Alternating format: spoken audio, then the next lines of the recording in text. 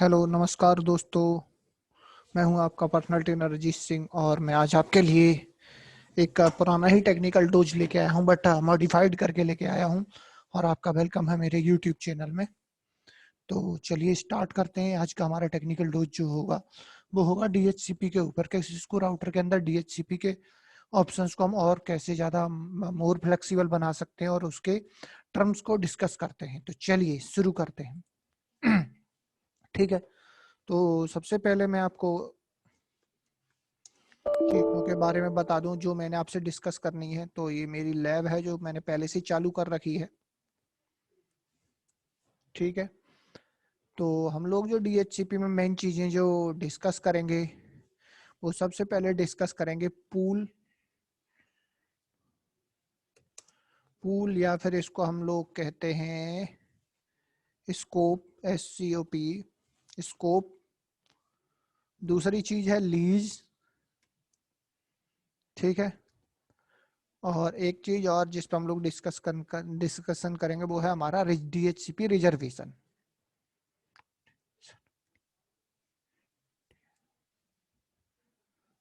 ठीक है, तो इन तीन चीजों पर डिस्कशन करेंगे। तो डीएचसीपी के बारे में हम लोग पहले से ही जानते हैं कि डीएचसीपी का उपयोग हमारे नेटवर्क में हमारे कंप्यूटर्स को या डिवाइसेस को ऑटोमेटिक आईपी एड्रेस प्रोवाइड कराना होता है। तो स्कोप की बात कर रहे हैं या पूल की बात कर रहे हैं कि डीएचसीपी में स्कोप या पूल क्या होता है। तो इसको हम लोग कहते हैं it is the possible range of IP address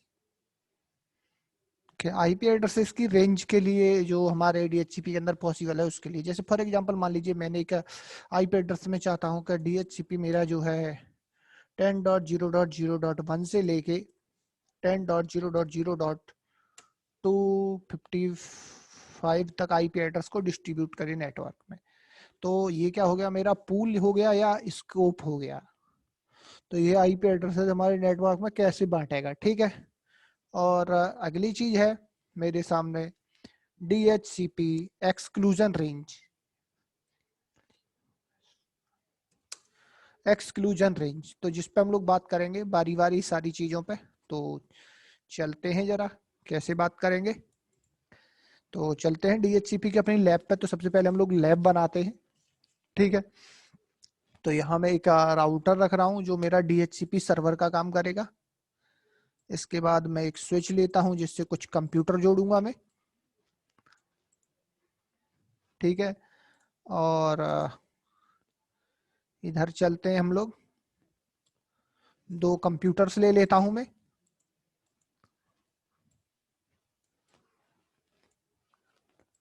ठीक है, दो पीसी लिए मैंने जिनको मैं इधर लगाता हूं। ठीक है, और मैं क्लाउड से अपने रियल सिस्टम से जोड़ता हूं। तो क्लाउड के बारे में मैं आपको बता चुका हूं। Cloud is nothing. क्लाउड क्या है? क्लाउड कुछ भी नहीं है वैसे अगर देखा जाए तो। मैंने क्लाउड के अंदर कुछ ऐसी सेटिंग की हुई है जिससे मेरी ये जो रियल मशीन है विंडो 10 की उससे कम्युनिकेट कर सकूं। तो ऐसा समझ लीजिए कि चेंज सिंबल,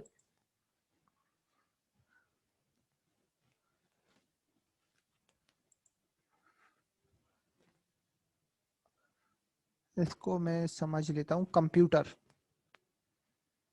ABC,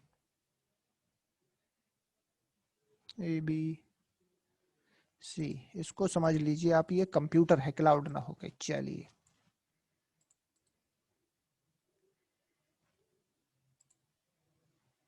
ठीक है, तो मैं इसको जोड़ता हूं इधर। सबसे पहले कंप्यूटर को जोड़ दिया मैंने और अब इन कंप्यूटर्स को जोड़ता हूं इसके साथ।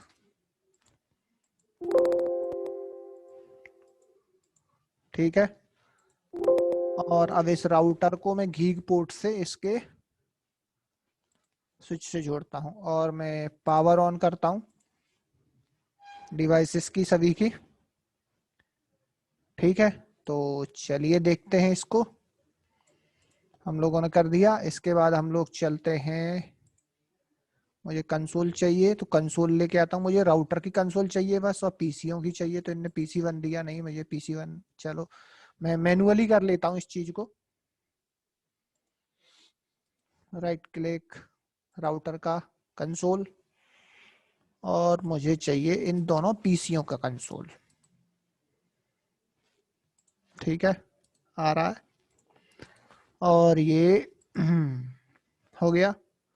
मुझे ये इन दोनों पीसीओ की और राउटर की कंसोल चाहिए। और ये जो मेरा है, ये जो क्लाउड दिखा रहा है, ये मान लीजिए मेरा रियल कंप्यूटर से कनेक्ट करने का एक जरिया है, या फिर कहें तो ये मेरा रियल कंप्यूटर है एक तरह से समझिए। ठीक है, तो चलते हैं जरा अब DHCP कॉन्फ़िगर करते हैं अपने इस राउटर के ऊपर। तो कमांड्स थोड़ा सा लाउड बोल्ड कर देता हूं मैं, थोड़ा सा। सेटिंग, जनरल, लॉन्च पुडी, अपीयरेंस, और ये बोल्ड। 16 कर देता हूँ, थोड़ा सा फॉन्ट भी बड़ा कर देता हूँ। और ओके, लॉगिन में चलते हैं। सेशन पे डिफॉल्ट पे सेव कर देता हूँ और ओपन करते हैं। ठीक है, इसको बंद करके मुझे दोबारा ओपन करना पड़ेगा ताकि मेरे फॉन्ट एकदम क्लियर आए मुझे। और ये कंसोल, तीनों चीजें देखते हैं। देखिए थोड़ा सा अंतर दिखा मुझे। तो चलिए अब थोड़ा सा विजिबिलिटी बेटर है। तो कॉन्फिग टी बिल्कुल शुरू से कर रहा हूं मैं, कॉन्फिग टी। और ये जो है मेरा गीग 1/0 है। तो इंटरफेस गीग 1/0, आईपी एड्रेस 10.0.0.1 की आईपी एड्रेस में रखना चाहता हूँ इधर। सबनेट मास्क मेरा क्लास ए और नो सेट करता हूँ। तो सबसे पहले आपको ये चीज विशेष ध्यान रखनी पड़ेगी कि ये जिस सीरीज का आप आईपी एड्रेस ईथरनेट पे दे रहे हो, आपका जो स्कोप है, आपका जो स्कोप आप जो बना रहे हो, ठीक है, वो भी उसी रेंज का होना चाहिए डीएचसीपी के अंदर, यानी कि जो पूल आप बनाओ।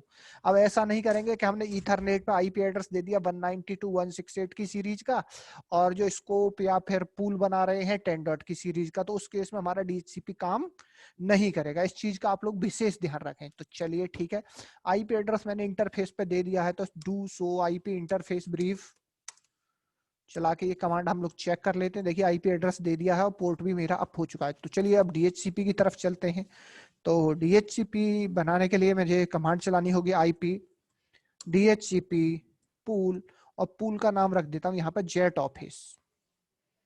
ठीक है, आप नाम ये इंडिपेंडेंट नेम है, आप कुछ भी रख सकते हैं, कोई दिक्कत नहीं है। इसका अगली चीज आती है नेटवर्क। ठीक है, कि किस नेटवर्क की आईपी एड्रेस आपका ये रिलीज करेगा, तो मैं उसी सीरीज को लूंगा जो मेरे ईथरनेट पे है। तो 255.0.0.0।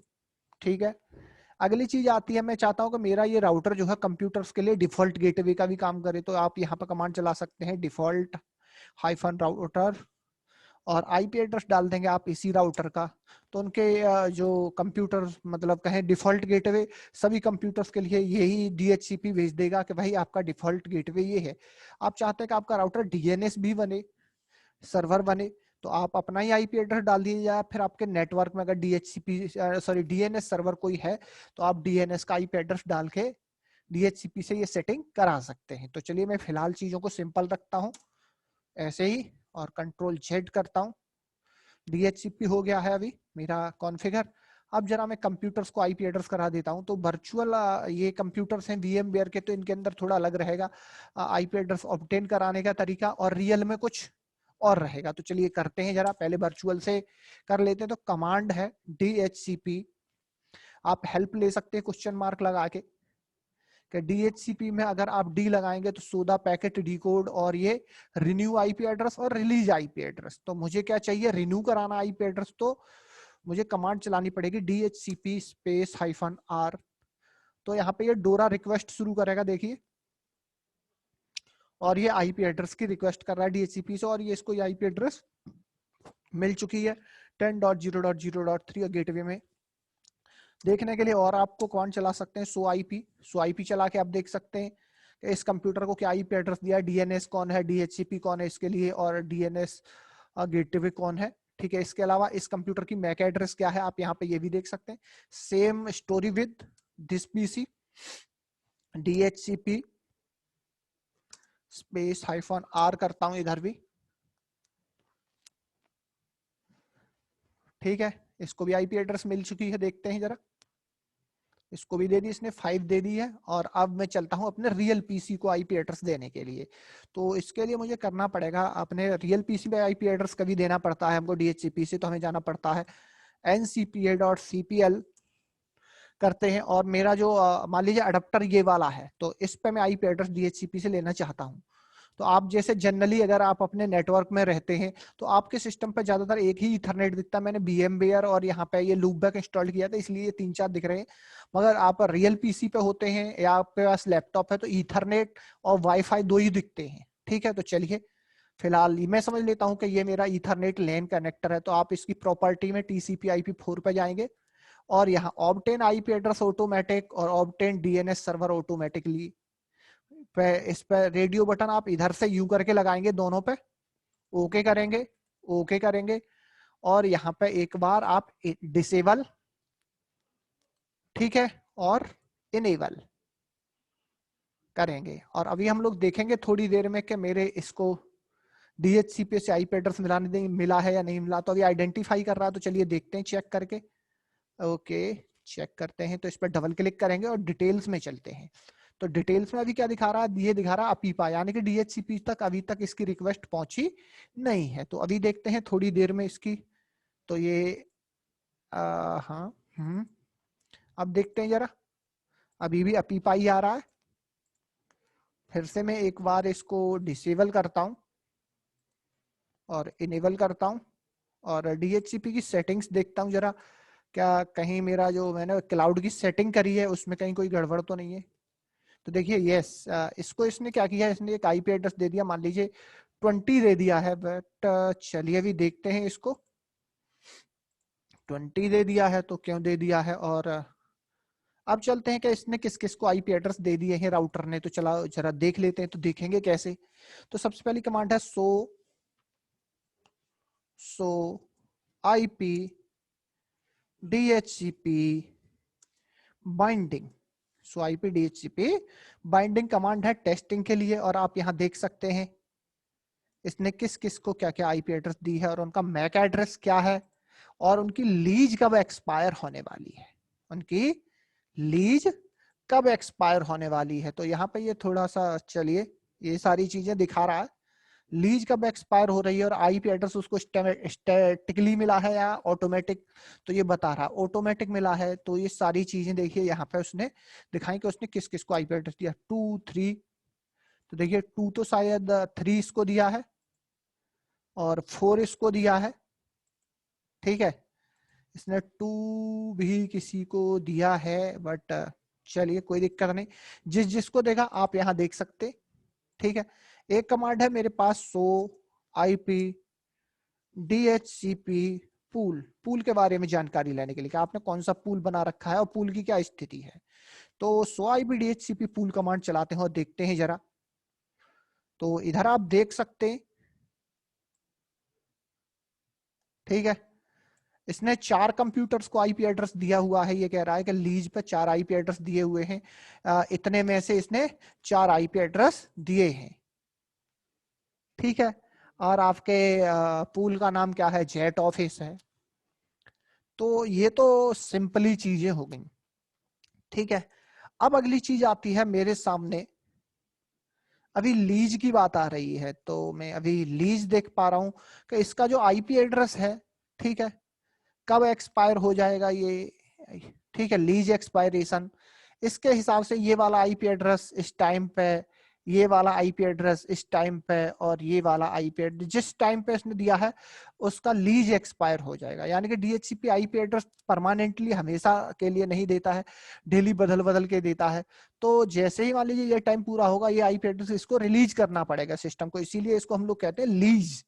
तो आईपी एड्रेस कुछ समय के लिए DHCP देता है। ये कब से कब तक किस किस को क्या क्या दिया है इसने देखो साफ साफ बता रहा है ये, ठीक है। तो ये चीज आती है यहाँ पे लीज का ये फंडा है।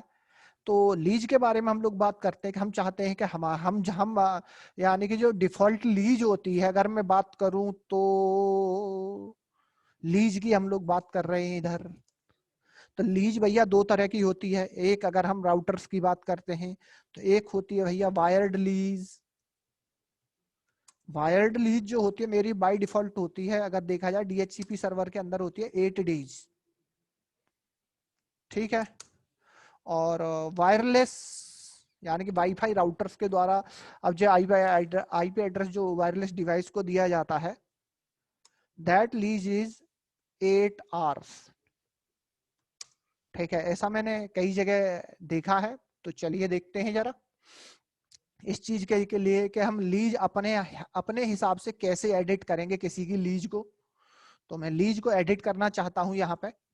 ठीक है, लीज को मैं एडिट करना चाहता हूं यहाँ पे। अब आप देखिएगा जरा। ठीक है, तो चलते हैं जरा एक बार लीज एडिट करते हैं। तो लीज एडिट करने के लिए कमांड चलाते हैं हम लोग conft और वही पूल वाली पहली कमांड जेट ऑफिस। इसी का मुझे लीज चेंज करना है तो मुझे IP DHCP pool jet office में ही आना पड़ेगा। और यहाँ पे कमांड चलानी है मैंने लीज। आप क्वेश्चन मार्क लगाते हैं तो यहाँ पे ये दिखा रहा है लीज भैया दो तरह की दिखा रहा है। एक तो डेज में दिखा रहा है, दूसरा दिखा रहा है मुझको इनफाइनाइट। अगर आप इनफाइनाइट कर दोगे लीज तो सभी का आईपी एड्रेस वो छोड़ेगा ही नहीं, कि जिसका है उसी को डेली वो ही दिया करेगा। ठीक है, तो यहाँ पे मुझे जो है लीज अपने हिसाब से सेट करनी है। तो सबसे पहले डे का ऑप्शन आएगा, फिर आवर्स का आएगा, और ठीक है, और फिर मिनट का आएगा। तो मान लीजिए मैं चाहता हूं कि ये जो लीज है वो कितने 4 दिन 5 घंटे, ठीक है, और 6 मिनट। 4 घंटे 5 दिन और 6 मिनट हो जाए and hit enter. Lease set कर दी आपने, कंट्रोल जेड करते हैं और ये हो गया है। तो जरा एक कमांड और चलाते हैं और फिर लीज चेक करेंगे। तो सबसे पहले मैं एक काम कर लेता हूं, यहाँ पे कमांड चलाता हूं क्लियर। पुरानी एंट्री हटाने के लिए क्लियर आईपी डीएचसीपी वाइंडिंग और स्टार, हिट एंटर। और अब दोबारा से आईपी एड्रेस रिलीज करा के फिर लीज चेक करता हूं मैं। एक्स से रिलीज हुआ और दोबारा से आर, ठीक है, और डीएचसीपी एक्स किया और आर से दोबारा रिलीज कराता हूं और फिर चलता हूं अपने रियल मशीन वाले इस अडेप्टर के पास, डिसेबल और इनेबल।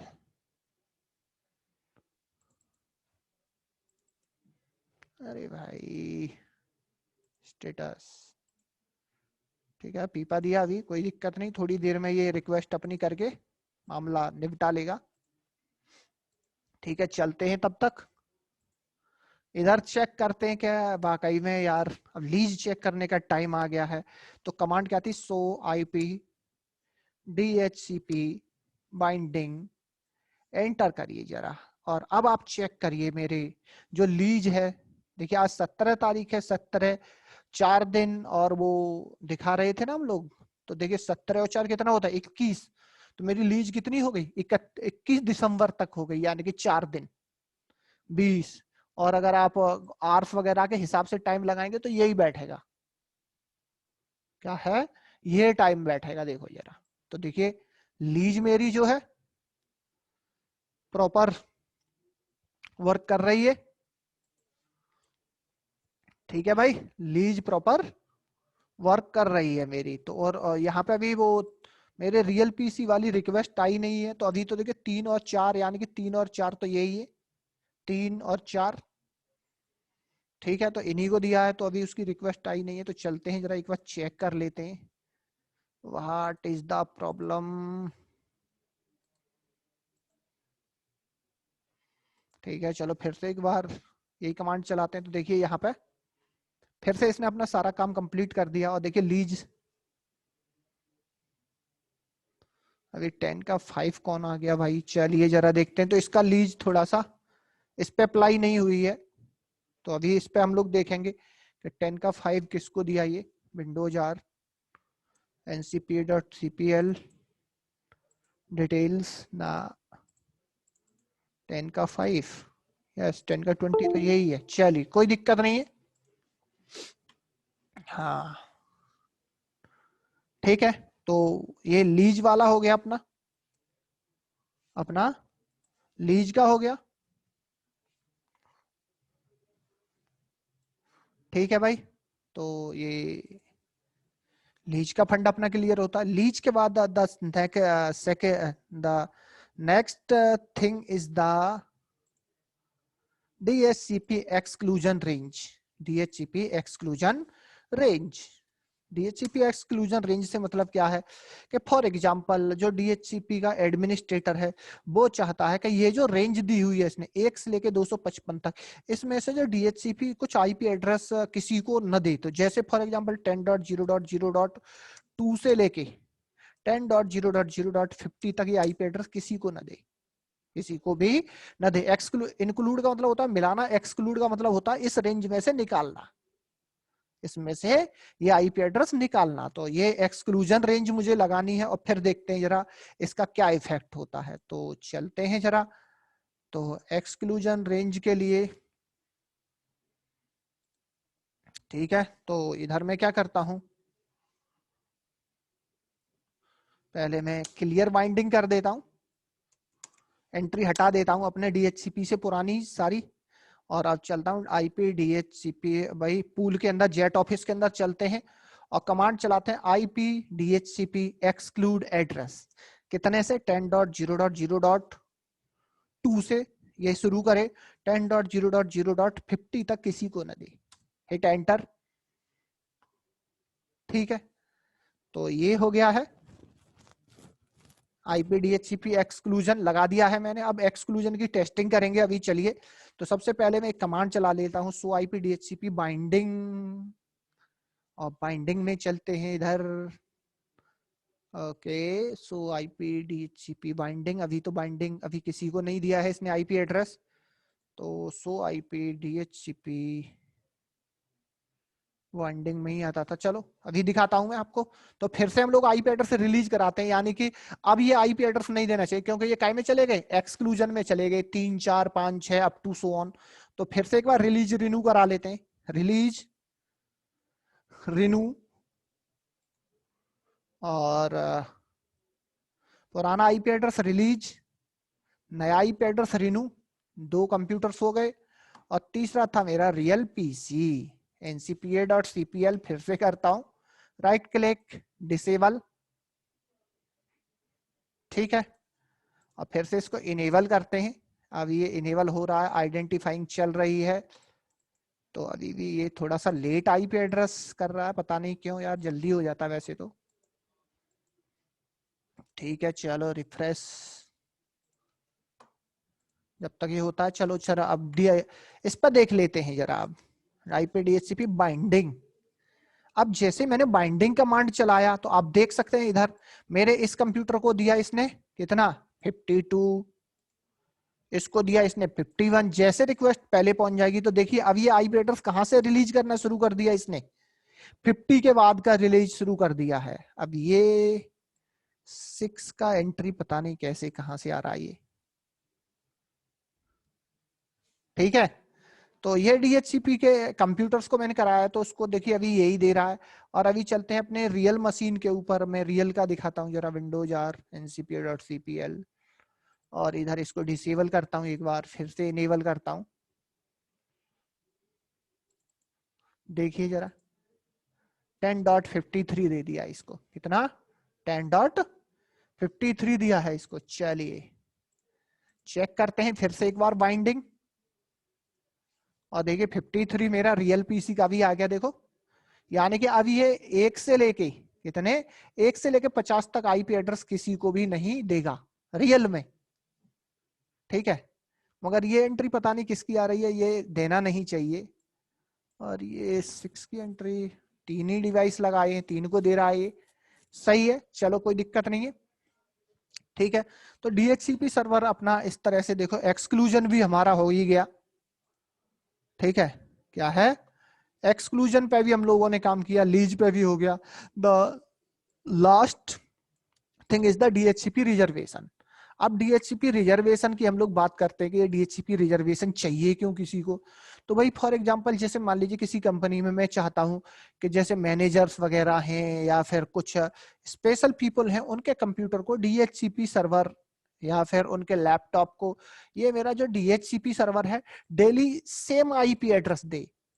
अभी क्या है, जैसे मैंने लीज लगाई है तो जैसे लीज एक्सपायर होगा इस सिस्टम का आईपी एड्रेस चेंज हो जाएगा, या फिर कल मैं आऊंगा फिर दोबारा से आईपी एड्रेस ऑब्टेन करूंगा और मुझे कल को ये कोई और आईपी एड्रेस देगा। मगर यहाँ पे ये कंडीशन अप्लाई होती है। रिजर्वेशन का मतलब है कोई आईपी एड्रेस रिजर्व कर दिया जाता है, डेली उसको वही आईपी एड्रेस देगा आपका डीएचसीपी सर्वर। जैसे ही इसके मैक से रिक्वेस्ट जाएगी और डीएचसीपी के अंदर में क्या कर दूंगा, रिजर्वेशन यानी कि एक एंट्री कर दूंगा कि अगर इस मैक एड्रेस से रिक्वेस्ट आती है तो इसके अगेंस्ट में आप XYZ जो आईपी एड्रेस में रिजर्व कर रहा हूं वही आईपी एड्रेस आप इसको दो। ठीक है, तो रिजर्वेशन का मतलब ये होता है डीएचसीपी में। तो चलिए डीएचसीपी का रिजर्वेशन करते हैं हम लोग और इस लैब को भी सक्सेसफुली परफॉर्म करते हैं। तो मैं चाहता हूं कि अभी जो 53 यानी कि मेरे रियल सिस्टम पे जो अडेप्टर दिया हुआ है इस वाले अडेप्टर को मैं रिजर्व कराना चाहता हूं। तो मैक एड्रेस 02000 ये 50 वाला मैक एड्रेस है, तो मुझे मैक एड्रेस चाहिए। तो मैक एड्रेस मैंने यहां से कर लिया कॉपी।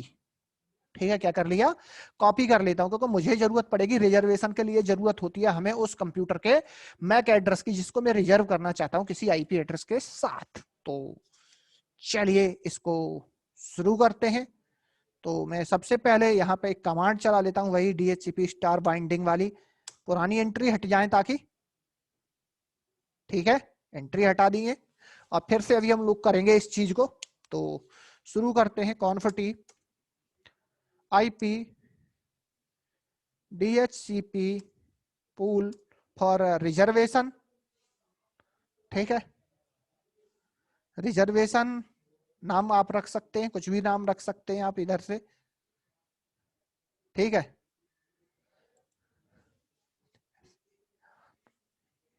कुछ भी नाम रखिए पूल का। रिजर्वेशन होस्ट आईपी एड्रेस क्या देना चाहते हो आप उसको, हर बार 100 जाए। और अगली चीज है क्लाइंट आइडेंटिफायर। क्लाइंट आइडेंटिफायर का मतलब मैक एड्रेस, क्या है उसका, मैक एड्रेस, यानी कि इस मैक एड्रेस पे हमेशा ये वाला आईपी एड्रेस जाना चाहिए। आई हिट एंटर, ठीक है, कंट्रोल जेड और फिर से आईपी स्टार बाइंडिंग वाला एक बार कमांड चला लेता हूं मैं। और फिर चलते हैं जरा मैं उस कंप्यूटर पर जिसका मैक एड्रेस ये है। तो ये वाला तो ये था, तो अभी मैं इसको एक बार, अभी तक आईपी एड्रेस क्या दे रहा था इसको देखो जरा, अभी तक आईपी एड्रेस था 53। अब मैंने रिजर्वेशन कर दिया। मैं जैसे इसको इनेबल डिसेबल करूंगा यानी कि रिलीज रिन्यू करूंगा, क्या करूंगा, रिलीज रिन्यू करता हूं। तो देखिए जरा रिलीज रिन्यू करते ही अब क्या होता है, देखिए यस मैंने 100 दिया था। अब चाहे आप जितनी बार भी इसको क्या करो, रिलीज रिन्यू करके देख लियो, देखो बंद किया, डिसेबल, इनेबल। आप कल भी आप आके करके अगर इसको आप देखोगे, कल परसों कभी भी जब भी आप देखोगे, DHCP server is always providing this PC the IP address of the 10.0.0.100, क्योंकि मैंने इसको इसके अंदर क्या कर दिया है, रिजर्वेशन कर दिया है। तो इधर से चलो एक बार फिर से देख लेते, एक्स आर एक्स आर, इनको भी आईपी एड्रेस अभी मिल जाएगी 52 53। ठीक है, इनको आईपी एड्रेस मिल चुकी है। तो फिर से चेक करते हैं, सो IP DHCP binding, sorry so था, DH नहीं था, सो आईपी DHCP बाइंडिंग। और अब आप देखेंगे कि जिस सिस्टम का मैंने रिजर्वेशन किया है, क्या किया है, रिजर्वेशन किया है, उसको क्या दिखा रहा है, मैनुअल, क्या दिखा रहा है, मैनुअल। और उसकी लीज क्या कर दी इसने, इनफाइनाइट, अनंत। ठीक है, और बाद बाकी जो लीज मैंने जो सेट करी थी उधर 21 4 दिनों वाली, 4 दिन 5 घंटे और 6 मिनट वाली वो इधर काम कर रही है। ठीक है, तो इस तरह से DHCP के अंदर आप ये ऑप्शंस को परफॉर्म कर सकते हैं। और अगर मुझे कहीं पे कोई हेल्प मिलता है तो वैसे DHCP सिस्को राउटर के अंदर तो मैंने अभी तक इतनी ही चीजों को पढ़ा है, बट एक चीज और मैंने माइक्रोसॉफ्ट सर्वर में पढ़ी थी। वहां पे क्या था, मैक फिल्टर लगा सकते थे आप DHCP के ऊपर, कि जैसे फॉर एग्जांपल इस कंप्यूटर की मैक एड्रेस है मान लो X/A, कि अगर कभी भी X/A जिस कंप्यूटर का मैक एड्रेस है DHCP से जुड़े तो उसको वो IP एड्रेस न दे। इसको हम लोग कहते थे MAC filtering in DHCP। But मैं इधर ये चीज मैंने अभी ढूंढा काफी, तो मुझे मिला नहीं। अगर मिलता है तो मैं इसके ऊपर भी आपके लिए एक अच्छा सा वीडियो बना के अपलोड करने की पूरी कोशिश करूंगा। तब तक के लिए इतना ही काफी है। Thank you.